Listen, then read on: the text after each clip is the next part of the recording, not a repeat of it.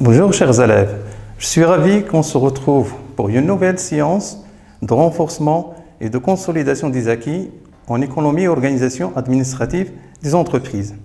Donc aujourd'hui, on va s'intéresser à un domaine incontournable et très crucial qui est la gestion du personnel, spécialement à la gestion de carrière et au plan social. La prestation va se dérouler en deux parties. La première partie sera réservée à la gestion de carrière. Là, nous allons tous nous rappeler ce qu'on entend par la gestion de carrière. Puis, on enchaîne avec les outils d'évaluation du personnel. Ensuite, on va citer les décisions à prendre suite à cette évaluation. Et enfin, on va terminer avec une application concernant la gestion de carrière. La deuxième partie, on va se focaliser sur le plan social. Dans un premier point, nous allons définir ce qu'on entend par le plan social. Ensuite, on va citer les mesures à prendre dans le cadre du plan social. Vers la fin, on va apprécier le plan social en citant les conséquences des mesures prises selon ce plan social. Par la suite, on va terminer avec une application là-dessus. Alors, pour la première partie concernant la gestion de carrière, comme vous le savez tous, la gestion de carrière consiste à assurer le suivi des parcours personnels, professionnels plutôt, d'un salarié au sein de l'entreprise. Ça veut dire que l'entreprise essaie d'accompagner les collaborateurs dès leur entrée dans l'entreprise jusqu'à leur départ. Alors les outils qui peuvent être mis en considération et en œuvre par l'entreprise pour mener à bien la gestion de carrière, il s'agit de l'entretien d'évaluation annuel et le bilan de compétences. Alors, l'entretien d'évaluation annuel, c'est tout simplement un dialogue qui se déroule en face à face entre un supérieur et un subordonné, généralement chaque année. Ça veut dire un échange qui peut s'effectuer entre l'employeur et le collaborateur dans le but, évidemment, de détecter les besoins de l'employé, de connaître ses attentes, ses aspirations. De même, ça sera une occasion pour l'entreprise d'apprécier les compétences du collaborateur. Pour le bilan de compétences, c'est une analyse des compétences personnelles et professionnelles du salarié et lui permet de définir ses motivations et aspirations en vue d'un repositionnement professionnel. Ça veut dire que l'entreprise peut, suite à la demande soit de l'employé ou bien à sa propre demande, de faire ou bien de concevoir un bilan de personnel pour ses collaborateurs dans le but d'apprécier leurs compétences, leurs qualités personnelles, leurs compétences professionnelles. De même, ça sera une occasion pour le collaborateur de définir ses aspirations dans le but évidemment de se repositionner ou bien de profiter d'une certaine promotion ou une mobilité dans l'entreprise. Maintenant, on passe aux décisions à prendre suite à l'évaluation du personnel. La première, c'est la promotion. Ça veut dire, suite à l'évaluation des collaborateurs, l'entreprise peut faire profiter le personnel, évidemment, qui montre ou bien qui ont des compétences très importantes, qui ont des qualifications qui dépassent celles requises par le poste où ils exercent. Donc, ils peuvent profiter d'une promotion. Ça veut dire qu'ils peuvent passer à occuper un poste supérieur avec des responsabilités de plus, évidemment avec des motivations de plus. Ou bien la mobilité. Là, le collaborateur aussi peut profiter d'une certaine mutation, bien d'un changement de poste, tout en gardant évidemment la position hiérarchique ou bien le métier. Sinon, les actions d'évaluation peuvent viser à mettre en œuvre un plan de formation en faveur des collaborateurs pour leur faire acquérir ou bien améliorer et renforcer leurs compétences en mettant en œuvre des actions de formation. Pour l'application, elle concerne Maroc Télécom. Donc, je vous invite à lire minutieusement le document pour faire sortir évidemment les éléments demandés dans la consigne. Donc, le développement des compétences est au centre de la stratégie ressources humaines de Maroc Télécom. Il s'appuie particulièrement sur un entretien annuel qui permet de faire le point sur les performances réalisées, les attentes et les perspectives de carrière du salarié. Donc, à partir de ce point, vous allez mettre le doigt sur la technique mise en œuvre par Maroc Télécom pour l'évaluation du personnel, de même l'objectif de cette technique. Des opportunités de carrière offertes aux collaborateurs au niveau national et international, leur permettant de donner un nouvel élan à leur carrière professionnelle au sein du groupe. Dans ce point aussi, vous allez relever l'action ou bien la mesure prise par Maroc Télécom, évidemment pour les collaborateurs qui ont suivi l'évaluation. Il y a une offre de formation très diversifiée et régulièrement enrichie pour tenir compte des évolutions de l'environnement et des attentes des collaborateurs. Donc c'est aussi une mesure ou bien une action offerte aux collaborateurs suite à l'évaluation qu'ils ont suivie. Alors maintenant, pour la consigne, la première question, il s'agit de relever des documents l'outil d'évaluation des personnels au sein du Maroc Télécom. Réponse. La technique utilisée par Maroc Télécom pour l'évaluation du personnel, c'est l'entretien d'évaluation annuel. D'ailleurs, on l'avait relevé le premier point concernant les actions de la gestion de carrière dans le document.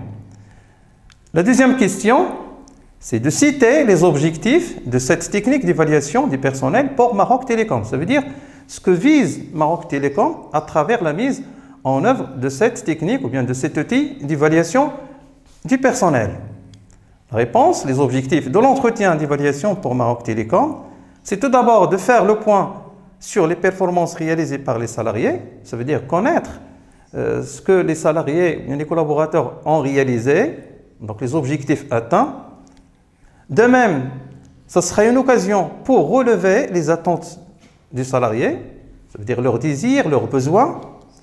Ensuite, pour définir les perspectives de carrière pour le salarié, ça veut dire mettre le point sur les aspirations professionnelles des collaborateurs. La troisième question, il s'agit de dégager les décisions prises par Maroc Télécom à l'issue de l'évaluation de son personnel. Ça veut dire qu'a fait Maroc Télécom après avoir suivi les collaborateurs à l'entretien d'évaluation.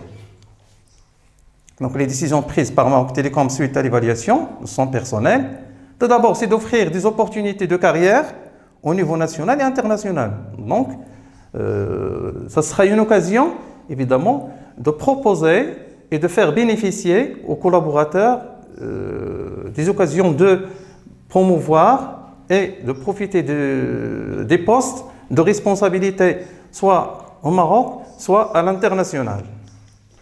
De même, offrir des formations diversifiées et enrichies régulièrement. Donc, l'évaluation aussi s'en sort avec la mise en œuvre des actions de formation en faveur, évidemment, des collaborateurs. Ces actions, elles sont toujours enrichies, elles sont toujours modulées selon évidemment le besoin des collaborateurs. La deuxième partie maintenant concernant le plan social. Dans un premier temps, nous allons tous nous définir ce qu'on entend par le plan social. Donc le plan social, également connu sous le nom de plan de sauvegarde de l'emploi. C'est un dispositif qui vise à limiter les conséquences des licenciements collectifs et faciliter le reclassement des personnels concernés. Ça veut dire que l'entreprise doit mettre en œuvre des mesures, surtout je parle des entreprises qui passent par des situations critiques, suite évidemment à des problèmes qui peuvent survenir pour leurs finances, leur trésorerie, mais qui passent par des situations critiques. Donc l'entreprise doit mettre en œuvre certaines mesures pour évidemment éviter le licenciement des collaborateurs, de même pour les personnes qui sont concernées, comment ils vont en profiter de ces mesures. Donc les mesures à prendre dans le cadre du plan social, tout d'abord la pré-retraite. Donc la pré-retraite, c'est le fait évidemment de passer ou bien de profiter d'une retraite avant l'âge légal. Donc ce qu'on appelle aussi la retraite anticipée. L'autre mesure, c'est le licenciement économique. Donc le licenciement économique, c'est le fait évidemment de mettre fin au contrat de travail entre l'employeur et l'employé, mais à des causes inhérentes aux collaborateurs. Ça veut dire plutôt des mesures inhérentes, évidemment, à la situation critique de l'entreprise. Ça veut dire ce licenciement ne sera pas dû à des motifs personnels. La troisième mesure, c'est le temps aménagé. Donc, une entreprise qui se trouve dans une situation critique, par exemple une baisse d'activité, une baisse évidemment de ses ressources financières, donc elle peut évidemment aménager le temps du travail en essayant quand même de compromettre, si vous voulez, de comprimer la durée de travail, par exemple 10 semaines qui peuvent être majorées, ça veut dire là où on peut travailler plus que les heures normales, ou bien 10 semaines aussi on peut travailler moins. Donc les semaines peuvent se compenser. De même, on peut étaler évidemment l'activité, ou bien la période d'activité annuelle selon évidemment les mois, ou bien tout simplement des journées qui sont comprimées et des journées qui sont allégées. L'essentiel, c'est d'adapter le niveau d'activité ou évidemment à la situation de l'entreprise.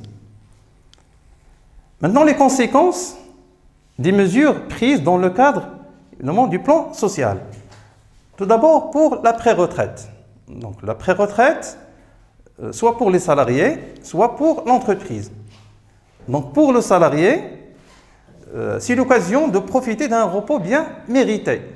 Ça veut dire, une fois le collaborateur part en retraite avant l'âge légal, au minimum, il va profiter d'une période pour se reposer. De même, bénéficier d'une position sûre à l'égard d'un éventuel licenciement. Donc on sait bien que l'entreprise, lorsqu'elle passe par des situations critiques, il y a une solution auquel elle peut recourir, c'est de licencier évidemment les collaborateurs, évidemment selon la législation du travail. Donc, pour ne pas être victimes pour les collaborateurs de ce licenciement, ils peuvent recourir évidemment à la pré-retraite, évidemment selon certaines conditions, s'ils sont vérifiés. Pour l'entreprise, c'est une occasion de renouveler rapidement son effectif. Donc les salariés qui sont licenciés, donc ils laissent le champ à l'entreprise pour renouveler son effectif au cas où il y a la reprise de l'activité. De même, favoriser la productivité des ressources humaines. Donc, l'entreprise, lorsqu'elle essaye d'adapter en quelque sorte le niveau d'activité avec sa situation, donc quand même va profiter évidemment de la productivité de ses ressources. Rajeunir la pyramide des âges de l'établissement.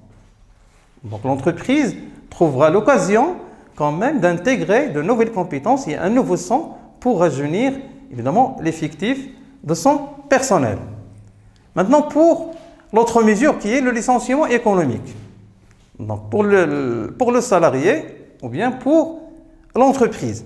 Pour le salarié qui est licencié suite à des motifs économiques, il va profiter d'une indemnité de licenciement d'un montant supérieur à celle concernant le licenciement pour motif personnel. Ça veut dire qu'il aura l'avantage de recevoir des indemnités un peu importantes, comparaison faite lorsqu'il est licencié pour motif personnel. De même, il peut profiter d'un reclassement externe, ça veut dire l'aide à la recherche d'emploi, à la création d'entreprises. Puisque l'entreprise ne va plus le retenir pour des motifs, comme on vient de citer, qui sont économiques, donc l'entreprise peut le bénéficier d'un accompagnement pour la création de son propre projet, de son propre entreprise, ou bien l'entreprise peut profiter de ses connaissances, de ses relations avec d'autres opérateurs pour leur proposer afin de les intégrer dans de nouvelles entreprises. De même, l'activité se redresse pour l'entreprise, donc le collaborateur peut bénéficier d'une priorité de réembauchage. Ça veut dire, une fois la reprise d'activité dans l'entreprise, à son état normal, donc l'entreprise aura besoin de recruter de nouveaux collaborateurs. Alors, ceux qui ont été déjà licenciés, ils sont les premiers à être réintégrés dans l'entreprise. Maintenant, pour l'entreprise, ce licenciement économique va lui permettre d'atténuer les contraintes budgétaires. Ça veut dire que ça va permettre d'alléger les pressions sur le budget et sur la trésorerie, sur, évidemment, les finances de l'entreprise. De même, ça va lui permettre d'ajuster le coût salarial au volume de l'activité. Donc là, au niveau des dépenses du personnel, l'entreprise là, peut ajuster et peut adapter ses dépenses selon, évidemment, le volume, ou bien selon l'effectif du personnel dont il dispose à ce moment-là. Pour maintenant la troisième mesure, qui est le temps aménagé, donc soit pour le salarié et pour l'entreprise. Pour le salarié, c'est une occasion, évidemment, de mieux remplir ses responsabilités personnelles, familiales et sociales. Donc il aura, évidemment, puisque l'entreprise peut aménager le temps, il peut aménager les horaires de travail, soit des horaires flexibles, des horaires qui sont en quelque sorte majorés ou bien minorés. Donc le collaborateur trouvera l'occasion de concilier, évidemment, ses responsabilités personnelles, familiales et sociales. De même, le salarié aura la possibilité de renoncer à une partie de ses jours de repos en contrepartie d'une majoration de son salaire. Donc, dans l'aménagement du temps de travail, nous avons dit que l'entreprise, il peut parfois procéder à des journées de travail qui sont majorées, ça veut dire là où on travaille plus.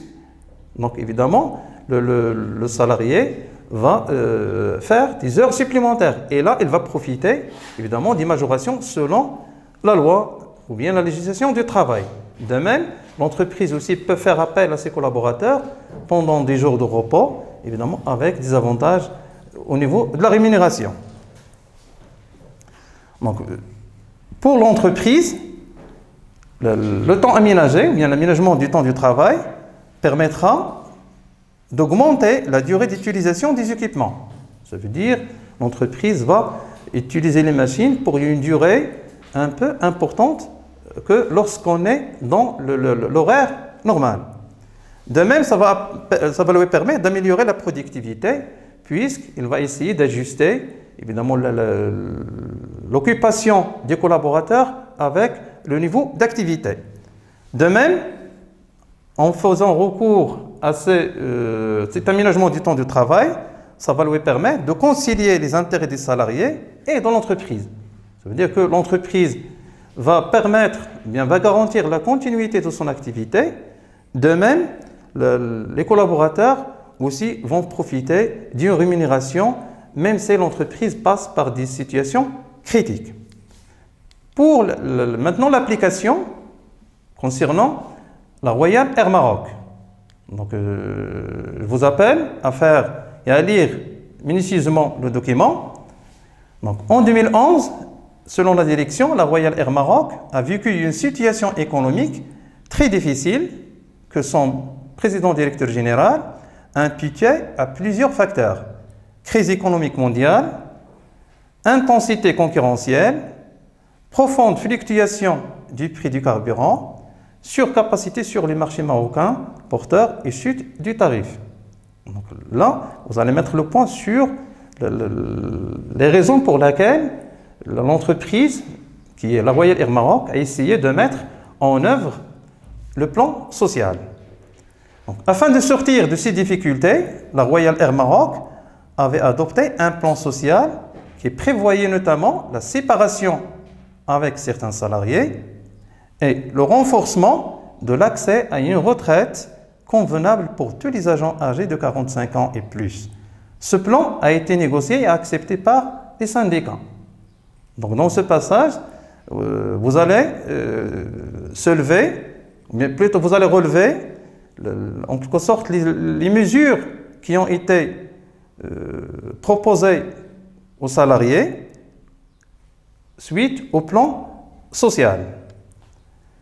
Par ailleurs, la Royal Air Maroc avait signé une convention avec la Fondation Création d'entreprises de la Banque Populaire dans l'optique d'aider les agents qui quittent la compagnie à se reconvertir professionnellement à travers la création d'entreprises.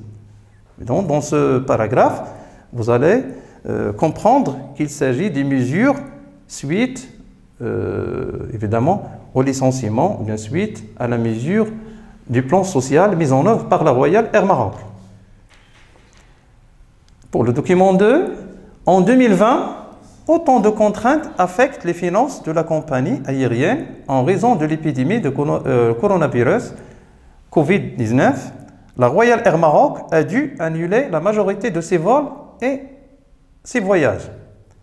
Parmi d'autres mesures prises, les employés de la Royal Air Maroc sont encouragés à travailler à temps partiel. Le personnel est ainsi invité à opter pour la demi-journée de son choix. Le matin entre 8h et midi et quart et l'après-midi entre 13h moins quart et 17h. Dans ce cas, la rémunération sera proratisée en fonction du temps travaillé. Ça veut dire la mesure qui a été prise par la Royal Air Maroc en 2020 suite évidemment à l'épidémie de Covid-19 et comment il a essayé quand même d'aménager son temps de travail.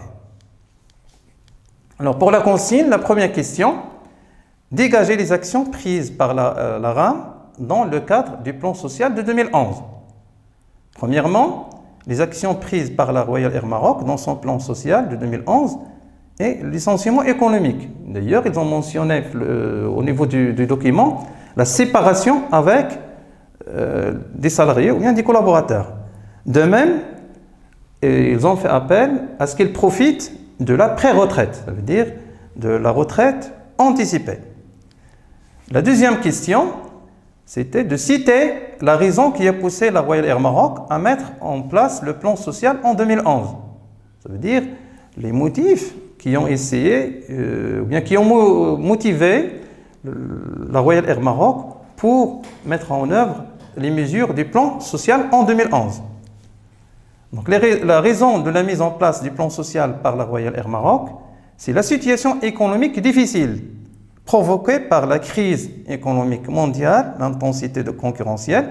Ça veut dire que l'entreprise en 2011, il a souffert d'une situation critique du point de vue économique, au niveau de sa finance et au niveau commercial, suite à ce qui s'est produit au niveau mondial, au niveau de la flotte, au niveau évidemment de l'activité évidemment aéronautique. La troisième question, relever une mesure prise dans le cadre du plan social de 2011 pour le reclassement externe des salariés licenciés. Ça veut dire qu'a fait Maroc Télécom pour alléger un petit peu l'impact négatif, évidemment, si vous voulez, des mesures qu'il va prendre et pour, en quelque sorte, faire face à la situation critique par laquelle elle passe. La réponse, la mesure de reclassement externe prise et l'accompagnement pour la création des entreprises. Ça veut dire que la Royal Air Maroc, pour les personnes qui ont été licenciées pour des motifs économiques, ils vont profiter d'un accompagnement, d'un suivi pour la création de leur propre entreprise. D'ailleurs, la Royal Air Maroc a signé une convention avec la Banque Populaire pour assurer ce suivi. La quatrième question, dégager l'action mise en œuvre par la Royal Air Maroc en 2020 pour faire face à l'impact négatif de l'épidémie de coronavirus sur sa situation financière. Donc, pour alléger évidemment les répercussions négatives de la pandémie coronavirus sur la situation financière et la situation économique en général de la Royal Air Maroc, donc il a essayé évidemment de faire profiter son personnel de certaines mesures. Tout d'abord, pour alléger l'impact négatif du coronavirus sur la finance de la Royal Air Maroc, cette dernière a opté pour l'aménagement du temps de travail en encourageant ses salariés à travailler à temps partiel demi-journée. Donc, cette mesure, ça va permettre évidemment de concilier entre les intérêts de la RAM et les intérêts du collaborateur. Au lieu de le licencier, donc il leur propose de réduire les horaires du travail, évidemment de cela dans le cadre de la législation de travail et après avoir consulté les instances de représentation des salariés. Vers la fin, j'espère que vous avez bien profité de la prestation d'aujourd'hui. Donc je vous souhaite bon courage et à très bientôt.